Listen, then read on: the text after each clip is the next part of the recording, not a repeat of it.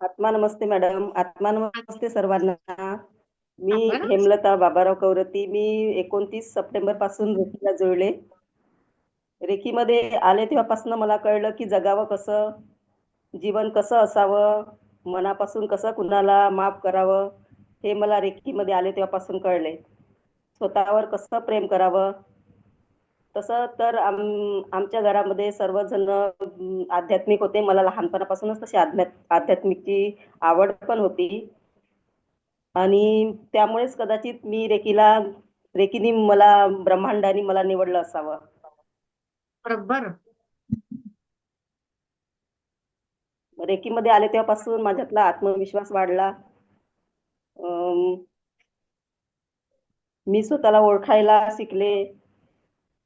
मी म्हणजे दुसऱ्यांना पण ओळखायला शिकले. दुसऱ्यामध्ये आपुलकीची भावना, प्रेम आणि आपल्याविषयी कसं कोण वागते हे सुद्धा मी ओळखायला शिकले.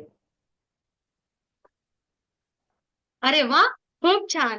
म्हणजे ना, सगळ्यात पहिलं काय तर मला लोकांना माझ्याबद्दल काय वाटते हे मात्र हेमलताला चांगल्या प्रकारे समजायला लागलं. बरोबर ना सर, हेमलता ताई? असंच म्हणायचं हो आहे ना? मॅडम, मी स्वतःला ओळखायला शिकले. हो. मी आधी फर्स्ट मध्ये असे जास्त प्रश्न नाही विचारायची मॅडमला. हं, पण मॅडमकडून असं काही ब्रह्मांड वधून यायचं की माझे प्रश्न आपोआपच सुटायचे. खूप सुंदर. की खूप छान. मॅडम बोलण्यातून पूर्ण माझ्या प्रश्नाचं उत्तर मिळून जायचं. की रेकीमध्ये आल्यापासून ते ग्रँडमास्टर पर्यंत माझा प्रवास खूप छान झाला. खूप काही शिकायला मिळालं. स्वतः मी आत्मविश्वास वाढला, स्वतःवर प्रेम करायला शिकले. मी म्हणजे अस्तित्व कळलं. अरे वाटायचं की आपण जगतो कशासाठी, का का बरं जगतो, कोणासाठी जगतो असं वाटायचं. पण आता हेमलता ताई, जेव्हापासून तुमच्याची ज्ञानेश्वर रेंज सुद्धा थोडीशी. येस, आली रेंज. आली. बोला आता. हेमलता, येस, रेंज आहे आता. तुम्ही बोलू शकता.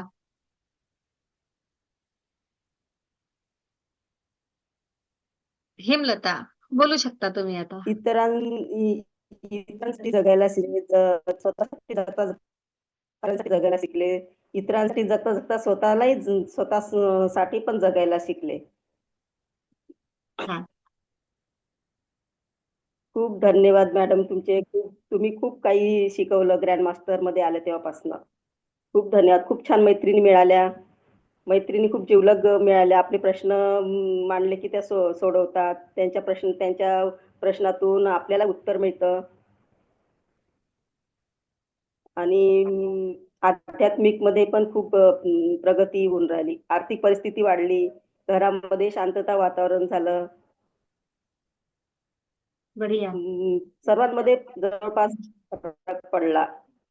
आणि मी आधी खूप चिडचिडे होतं, चिडचिड मन होतं, रागेटे होतं आणि रडकही होतं. पण आता इतकं शांत झालं की कशातच कोणी समोरचा व्यक्ती कसाही बोलला तरी मनात कधीच कोणते विचार येत नाही, असं राग येत नाही किंवा काही. समजा असं वाटते की कीव येते त्या व्यक्तीची. असं वाटते की आपण आता ग्रँड मास्टर समोरचा कसाही असू दे, आपण आपण शांत राहावं. कारण कधीच मी ग्रँड चिडचिड होत मास्टर नाही आहे. आता. हो. हे लोक काय ग्रँड मास्टर आहेत आणि बिचारे? आधी टेन्शनमध्ये असायची. टेन्शनमध्ये असल्यामुळे वजन पूर्ण कमी होऊन गेलं होतं माझं, सतत टेन्शनमध्ये. आणि जेव्हापासून रेकीमध्ये जुळली तेव्हापासून टेन्शन कमी, कमी, कमी, कमी होत गेलं. ग्रँड मास्टरमध्ये पूर्ण अजिबातच कमी झालं. वजन पण वाढलं. ही टेन्शनमुळे मात्र जेवण आपल्या अजिबात दोघींची व्हायचं गोष्ट नाही. सारखी आहे. ती वाढतच आहे. हो, अजिबात टेन्शनमुळे जेवण व्हायचं नाही. तोंडाजवळ असा घास नेला की बिलकुल अजिबात इच्छाच नाही व्हायची जेवायची. पण मेडिटेशनमुळे जेवण छान राहिलं, झोप छान लागून राहिली आणि आजूबाजू वातावरण पण छान झालेलं आहे. खूप सुंदर. खूप खूप सुंदर. छान वाटते पण तुम्ही मेडिटेशन. रेकी आणि शिकायला का मला आल्या होत्या? Third degree. जेव्हा हेमलताताई तुम्ही रेकी शिकायला कशासाठी आल्या होत्या? तुमचं येतानाचं उद्दिष्ट काय होतं? पहिल्या डिग्रीला? बुद्धिस्ट मॅडम एकदा आमच्या यांची म्हणजे मी अशी ते बघायची तसे तर मी राजदीदीचं आधी करायची हं, प्रार्थना वगैरे. त्यांनी मला खूप असं आराम वाटायचं. पण जेव्हापासून मी रेकीमध्ये आली आणि हं, आमच्या यांची तब्येत बिघडली होती आणि हं. खूप अस्वस्थ झाली होती मी. म्हणजे मला काहीच सुचत नव्हतं. का करावं, का करावं? एकदा अशीच बसता-बसता तुमचा व्हिडिओ YouTubeवर आला. मग तो 1-2 व्हिडिओ बघितले. इतकं म्हणजे इतकं मन प्रसन्न झालं त्या व्हिडिओनी. मी अगदी म्हणजे मनापासून ठरवलंच की मला आता रेकी करायची. पण मला म्हणजे असं जॉइन होता होत नव्हतं काही. मग मी माझ्या मुलीला दाखवला तुमचा व्हिडिओ. तिला म्हटलं, की "हे कसं हे करायचं मला करून दे आणि मला रेकी करायचीच." मग ती म्हणाली, "ठीक आहे, तुझी इच्छा आहे तर कर." मग हं. तिने मला हे करून आणि मग मी तुमचा नंबर सेव्ह केला आणि त्यावर मग सर्व बायोडाटा सगळंच आलं मग कसं काय करायचं काय. मग 29 सप्टेंबरला रेकीचं क्लासेस सुरू होणार आहे हे तिच्यावर लिहून होतं. त्याआधी मी 2 तुमचे फ्री व्हिडिओ ते काय म्हणते संडे सेशन बघितले. त्यातलं मेडिटेशन वगैरे मला खूप आवडलं. आधी मी मेडिटेशन करायची, पण माझं अजिबात मन नाही लागायचं. जेव्हापासून हे मेडिटेशन करायला लागली, फर्स्ट डिग्री, सेकंड वगैरे, तर फर्स्ट पासूनच इतकं छान मेडिटेशन व्हायला लागलं. पहिलं मेडिटेशन खूप सुंदर झालं. अगदी मन प्रसन्न झालं त्या मेडिटेशननी. आणि मग जेव्हापासून ठरवलं मी म्हटलं मग आता आपण रेकी करायची त्याची रेकीला जॉईन झाले. हं. आणि छान. त्यापासून मग यांच्या तब्येतीमध्ये थोडं सुधार झाली. यांच्या हं. स्वभावामध्ये सुधार झाली. आता जवळपास खूप ग्रँड मास्टर पासून तर छानच सुधारणा झाली तब्येतीमध्ये. छान. आणि आणि मुळात आपलं स्वभावामध्ये टेन्शन कमी सुधारणा झाली. झाल्यामुळे जास्त आपल्याला तो फरक छानच समजला. वेगळंच फुल वातावरण म्हणजे रिलॅक्स. आधी खूप म्हणजे अस्वस्थ राहायचो. सगळे आपल्याला एकटे एकलटेपणा वाटायचं. घरामध्ये सर्व लोक असून सुद्धा असं वाटायचं की आपण एकटेच आहोत. आता असं म्हणजे आता वेळ कसा जातो ते कळत नाही. सकाळचं मेडिटेशन, दुपारी कामं झाले की डबल मेडिटेशन, अजून पॉवर बॉल जे जेवढं होईल तोपर्यंत बिझीच बिलकुल शेड्यूल होऊन गेला आता. आता कोणाचे फोन येत नाही. सगळेजण म्हणतात, "बापरे! तू फोन करत नाही, तुला वेळ." मी म्हटलं, "मला वेळच मिळत नाही कोणाला फोन करायला." खरं आहे. आणि ना मग रिकाम्या तेच गप्पा पण नाही म्हणतात, माराव्या "तुझं वाटत ना कोणते आपल्याला आता. फोन असे करतात." हां, ते रिकाम्या गप्पा माराव्या नाही वाटत, असे गर्दीमध्ये जाऊ नाही वाटत. असं कुठे हं. काही कार्यक्रम असला आणि असलं तर वेगळंच एनर्जी जाणवते. घरी आलं की असं चिडचिड मग हात-पाय धुवून पहिले मी मेडिटेशनला बसते. Good girl. मग छान मेडिटेशन झालं की मग फ्रेश वाटते. आणि मला माझ्या नातेवाईकाचे फोन यायचे असले, ते पहिले मेसेज करतात, "तू मेडिटेशन करत आहे का? फोन करू का?" अरे वाह! मग त्यांना मेसेज टाकतो. मग त्यांना सांगावं लागतं की मी नाही फ्री आहे, करू शकता तुम्ही फोन. खूप छान. खूप असं छान. मेडिटेशनच्या ह्याच्यामुळे फोन करायसाठी सुद्धा मला अपॉइंटमेंट द्यावं लागते त्यांना, की आता फोन करा. ग्रँड मास्टरची अपॉइंटमेंट घ्यावीच लागणार. बरोबर आहे. हं. आणि नातेवाईक पण म्हणतात, "आता तुझ्यात छान बदल झाला." छान म्हणजे आधी तसं माझं बोलणं काही एकदम हे नव्हतं, पण तरी मला असं पटकन कोणी काही म्हटलं, की उत्तर द्यायचं किंवा असं टोचल्यासारखं म्हणजे यायचं माझ्या मनामध्ये हं. पण घ्यायचं. पण आता अजिबात कोणी समोरचा व्यक्ती बोललाय तरी त्यांना विशेष व्यक्ती सांगून माझ्या मैत्रिणी म्हणतात, तुम्ही ना जवळ असल्याने तुमचं बोलणं इतकं ऐका वाटते." म्हणतात, की तुमच्यामुळे आमच्यातही सुधारणा होऊन राहिली अशी म्हणतात मैत्रिणी वगैरे. खूप सुंदर. ही ग्रँड मास्टरची ऊर्जा आहे. आणि आपण माझ्या जिथे 1-2 आपण मैत्रिणी आता जॉइन होणार आहे. वॉव! छान. खूप सुंदर. खूप सुंदर. आणि मला किती या वर्षांनी रेकीमध्ये ग्रँडमास्टरमध्ये पण छान मैत्रिणी मिळाल्या. खूप छान मैत्रिणी मिळाल्या. आणि सगळं आनंदी आनंद. सगळीकडे आनंदी आनंद. चिंता आता अजिबात नाही. आणि मनामध्ये आधी मला पण असं भीती वाटायची, कोणतं काही घटना घडली की खूप मनात अशी धास्ती वाटायची. सतत 15 दिवस, महिनाभर ते अशी भीती मनात राहायची. पण आता अजिबात नाही वाटत. म्हणजे कोणी माझ्या समोर सांगितली घटना किंवा बघितली तरी मला वाटत मला तर बघायचं दूर, पण कोणी सांगितली तरी माझे हात अंगपाय असं थरथर कापायचं आधी. पण आता अजिबात नाही. आणि जुन्या ज्या काही घटना घडल्या त्या पण अजिबात आठवत नाही आणि त्यांचं समजा बिलकुल काहीच वाटायचं नाही. आधी खूप म्हणजे असं थोडंसं जरी आठवलं की त्यामुळे पण मला खूप थरथर व्हायचं, जीव घाबरायचा आणि एकदम बेचैन वाटायचं. आता अजिबात काहीच हे वाटत नाही. आणि काहीच वाटत नाही. असं वाटतं की झालं झालं गेलं, आता काही तेवढं हे नाही. आता समोरच्या व्यक्तीचा पण समजा विशेष मिस्टरांचं वगैरे अजिबात म्हणजे काहीच वाटत नाही. आता जाऊ द्या, गेलं ते आता, माफ केलं आपण, आपण काहीच हे नाही करायचं. बरोबर. आता ती आपली जबाबदारी आहे, हे अशा पद्धतीनंच सांभाळ करायचा आहे. सगळ्याच गोष्टी आयुष्य आणि आहे. आपण आता ते आयुष्यामध्ये स्वीकारलं. एखादी घडामोड होतेच आहे. हा समज आला आहे आणि तो हम्म. स्वीकाराचा भाव आला आहे. हो. स्वीकाराचा भाव आलेला आहे आता, विशेष म्हणजे रिव्हर्स जर्नी किती वर्षांनी केली? 25 वर्षाची रिवर्स जर्नी झाली मॅडम. जीवन छान जगायला शिकले आता.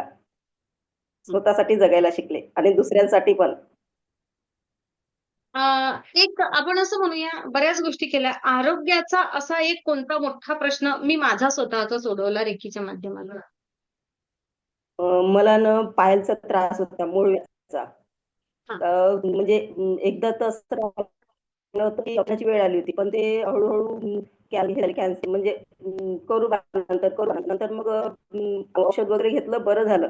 नंतर मग अजून आता रेकीला जॉइन व्हायच्या आधी त्रास झाला होता. तोही थोडा औषधांनी बरं झालं. नंतर रेकी जॉइन झाल्यावर एकदा त्रास झाला होता. नंतर मग औषध न घेता तो ऑटोमॅटिक त्रास कमी झाला. कमी झाला म्हणजे पूर्ण नष्ट झाला. अजिबातच त्रासच होत नाही. कधी जेवण कमी करायचं, उपवास वगैरे असला की त्रास व्हायचा. आता 2 दिवसाचा उपवास असला, तरी पण त्रास होत नाही. आणि होणारही नाही. होणारही नाही. आणि कारण तुम्हाला मागे सांगितलं, माझ्या बॅलन्स हाताला झाले. खाज होती. बहुत बढिया. बोला. हाताला खाज यायची, म्हणजे हात खाजून खूप खराब व्हायचे असे. तर ते पण आपोआपच औषध न घेता औषध घेतलं होतं. तर डबल अजून तो त्रास झाला होता. नंतर रेकीला आली तेव्हापासनं एकदा झालं होतं. आता पूर्ण ते हाताचा पायाच्या तळव्याला सुद्धा खाज होती आणि भेगा पडलेल्या होत्या. त्याही पूर्ण पूर्ण चोपड्या झाल्या, साफ झाल्या पूर्ण. त्या भेगा साफ झाल्या. हाताचा पण पूर्ण छान झाले. खूप हात खराब झाले होते आधी माझे. खूपच. म्हणजे मला असं भांडी-बिंडी घासताना हातात ग्लोव्हज घालावं लागायचे. आता न घालता भांडी वगैरे घासता येतात. तर काहीच हे त्रास होत नाही. सतत खाजवायचे हात आणि म्हणजे असं जखमा झाल्यासारखंच व्हायचं. पाण्यात वगैरे हात अजिबात झोंबायचं ते साबू वगैरे हाताला. बरोबर. आता चरका नाही होत तो त्रास. बसायचा. हं. हं. चरका बसायचा. खूप खराब दिसायचे हात, कसे तरी दिसायचे ते. काही लावून पण, लोशन वगैरे लावून सुद्धा ते हात खराब दिसायचे. आता बिलकुल काहीच लावत नाही, तरी छान आहे बिलकुल. काहीच स्वतःला त्रास नाही कोणतं तो. गाणं म्हणावंसं वाटतं, हेमलता? गाणं स्वतःला कोणतं गाणं म्हणावं वाटतं? आरशात पाहिलं की स्वतःसाठी? गाणं तर कोणतंच येत नाही मला. मग हेमलता, तुम्ही गाणं बोलत नाही, तर मग तुम्ही काय म्हणता स्वतःला आरशात बघून? मॅम मी सांगते हेमलतासाठी एक गाणं. ओके. मी कशाला आरशात पाहू ग, मीच माझ्या रूपाची राणी ग, मीच माझ्या रूपाची राणी ग. एवढं गाणं खूप मी छान. घेते. आणि खरंच हा बदल, एवढा बदल तुम्हाला वाटतो का हेमलता, जसं सविताने गाणं म्हटलं? हो मॅडम.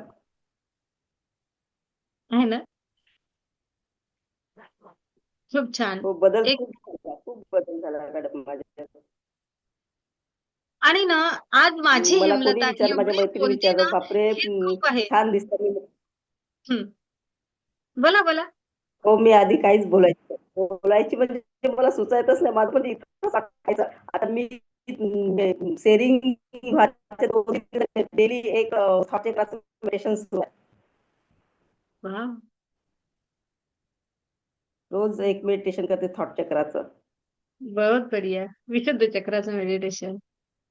गळ्यातून आवाजच निघायचा अजिबात. मनात खूप काही यायचं, बोलायचं, आपण हे करायचं, पूर्ण हे, पण शब्दच नाही निघायचे तोंडातनं.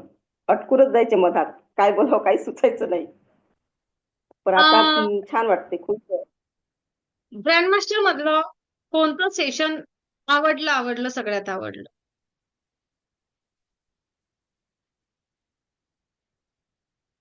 ग्रँड मास्टर मधलं सेशन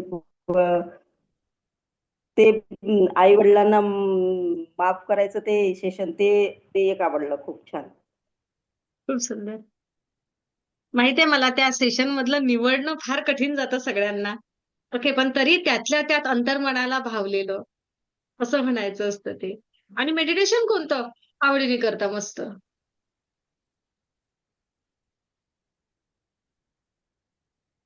आणि सोल मेडिटेशन पण खूप आवडतं सोल मेडिटेशन.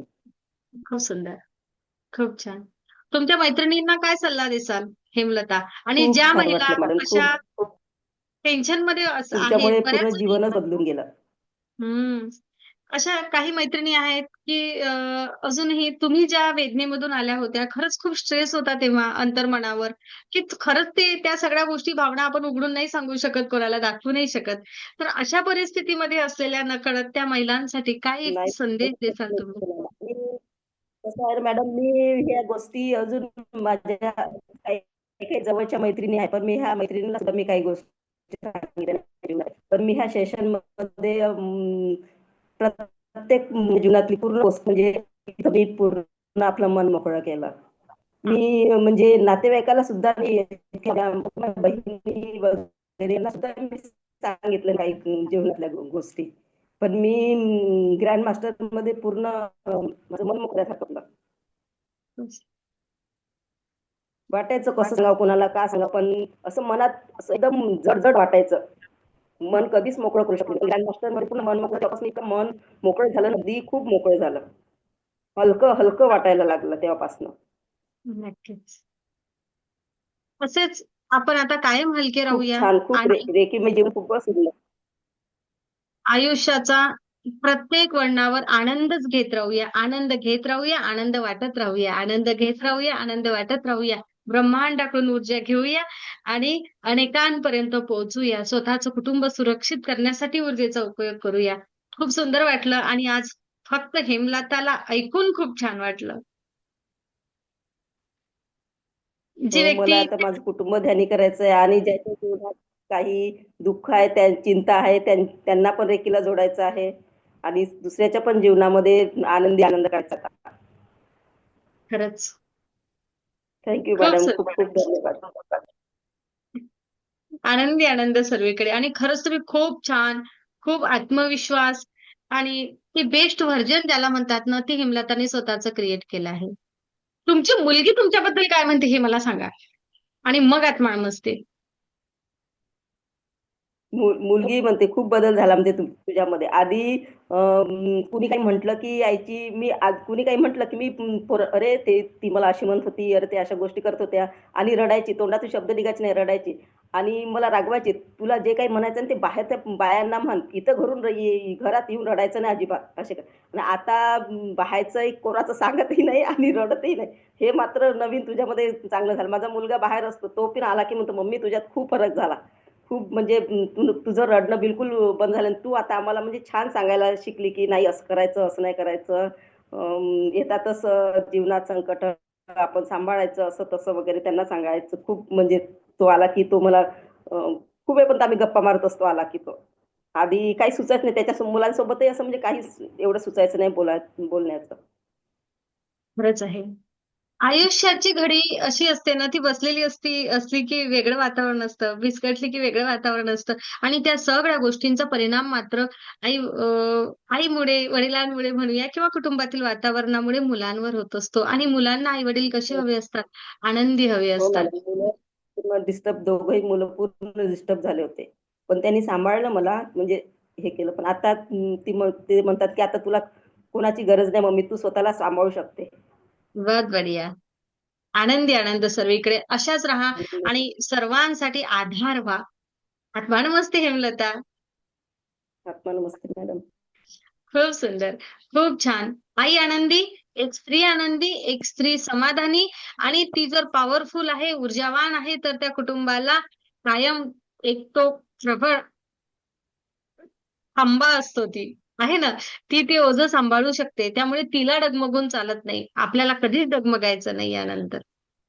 आनंदी आनंद सर्वीकडे. खूप धन्यवाद. खूप खूप धन्यवाद. आठवण नमस्ते.